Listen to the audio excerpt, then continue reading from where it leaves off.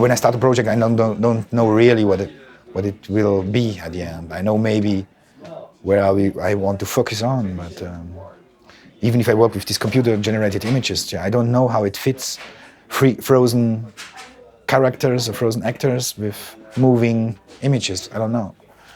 I found out at the end of the post-production, and it was too late to change anything. So. I started really late, it was 26, just to get interested in cinema. I don't have this biography where people with 10 years hiding in the cinema and watching Fellini films. So I came from a really small village in the northern Italian mountain, and there were no cinema and nothing. And so I discovered cinema really late. I was more into sound. I was working with sound before. So I was working with sound artists and then on theater pieces. And so at some moment I started to do editing for friends, and then I started slowly to get involved. And I liked the language of cinema. So what you can tell, what you can show. And so it wasn't a clear choice. I want to be a filmmaker. I tried then after a while, and well. A question that always interests us is, so like you said, you were more interested in free-form, experimental films that, you know, by name already have a smaller audience, let's say. Would you be doing those films even if no one saw them? You know, would you be solely doing them because you believe in the image, you're interested in the image yourself? You know what I'm aiming at? I think when I'm thinking about a film, I think also about the audience. It's not that I'm doing only for me. I think that's not possible. So you can just stay at home. I mean, if you do this. Of course, I don't write a screenplay or think a project only to have the most audience or to get money out. It's impossible. So anyway, but I think there's not a problem that there is no audience for more independent films. I think the problem is there is no distribution. So cinemas are closing. The big cinemas are playing mainstream, and I think there would be an audience in a lot of cities, but they can't get. They don't have access. Right. Maybe the internet is changing a little bit, but yeah, we'll see. Maybe you can characterize your process of you know, making your film. Do you have an idea first? Do you see something?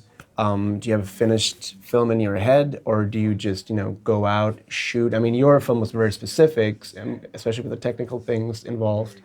I'm sure it was different, but you don't know, how do you approach a project? Would you usually say, we have this plan, we have a script, and we go for that? Or, like you said, we go free form and just say, let's see what's going to happen?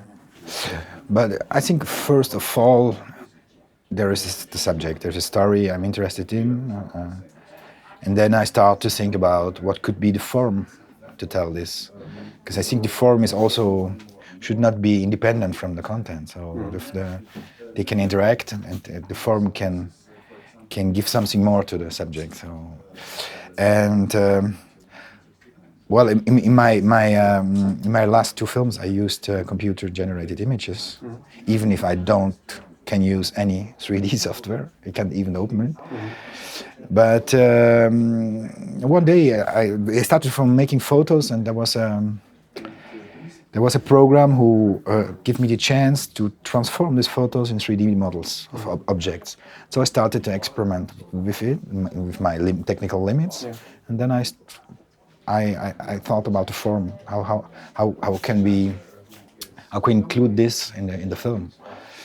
Because well, I'm interested in questioning also our habits of viewing images now. So it's always a little bit ambiguous. Is it true? Is it not true? So the films tell a story, but I mean, is it fiction? Is it documentary? We don't know. How would you describe? I mean, what's the criteria for you for a film, anyway? Yeah, I think it's a film. It's a regular film. It for me it's well, it get founded by a fiction film, short film commission. So they accepted it as film, and for me it's film. It's just I'm exploring sometimes the boundaries. No, where is it film? Where, and in this case, in this film here, it's the boundary with photography. No, because the origin, as you said, was a photo. I was interested in a really powerful photo for me. And I tried to figure out what can I keep from this photo or from the photographic way of telling stories, which means it's only one moment, capturing only one moment. What can I keep for the film? That's why I decided to freeze them, to freeze the characters in the film. So we have this double temporality, you know, in the film, because the rest was filmed with a 60mm camera.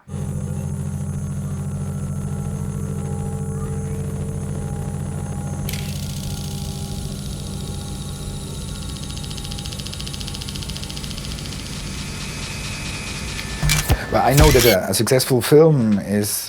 what is a successful film to you? For me, it's not necessarily the audience. I mean, for me, it's more my personal feeling when I go out for the film, you know? Yeah. And if you go... And for my own films, maybe I prefer to get some good feedback or nice feedback from people I find interesting, or good other filmmakers I love.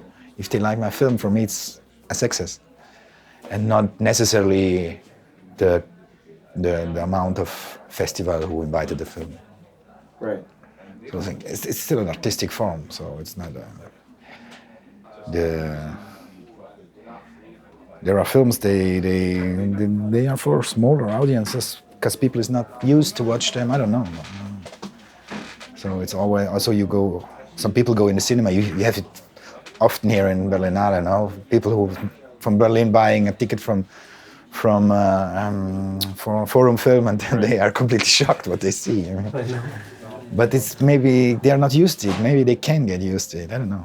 It becomes a kind of auto-reflexive form also. No, what we are as audience. How do we watch movies? How do we watch images, photographies, etc. But I have also I just finished to shoot a feature film. And it's... Congratulations. Thank you.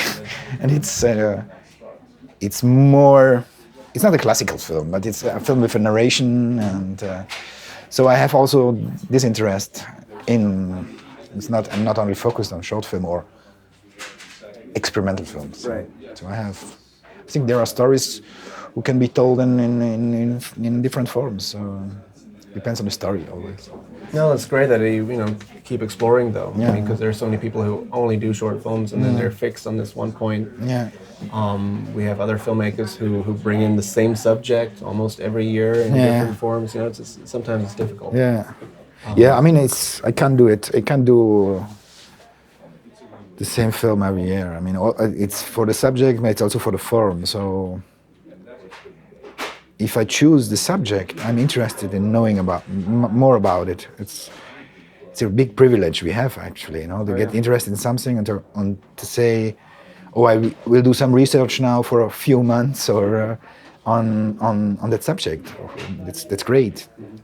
And then, the form comes, and I love it if it's in a new form, if it's the subject demanding the form, and not me just because I did it last time and it works well. Right. I do it and I do it again. So every film is different for me.